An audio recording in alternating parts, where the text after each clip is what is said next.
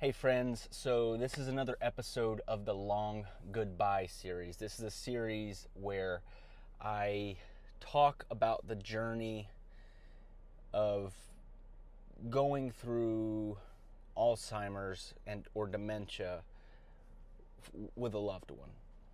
Um, One of the things that oh, I don't even know how to articulate it is, especially now that my dad is fairly nonverbal, but even before that, I wish that I knew what was going on behind those eyes, what was going on in his brain. There's times, I may even share a clip of it here. There's so many times where I can see in his face, he wants to tell me something. He wants to say something, but he just can't put the words together. And like I said, he would do that even when he was still able to talk. You could see that his brain was working, but you couldn't get out of him what he actually wanted to say.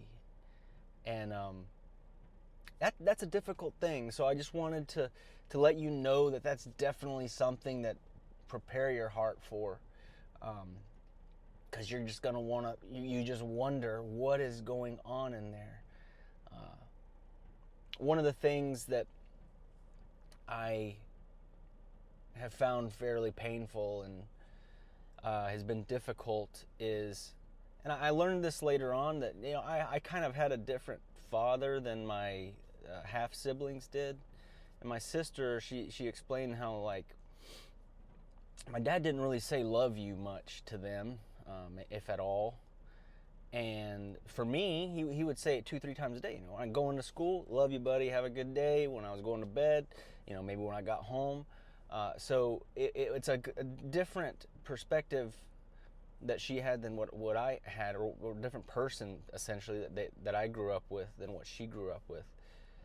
And one of the things that has been difficult is, even when he can talk, and sometimes he's talking, just saying a few words, I'll tell him I love him, and he would always respond with it back.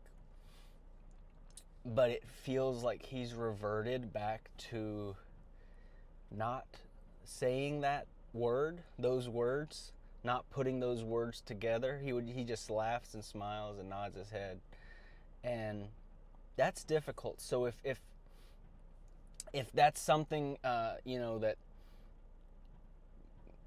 you have to go through, I'm sorry. That's a difficult one, and it is one of the things that has been challenging.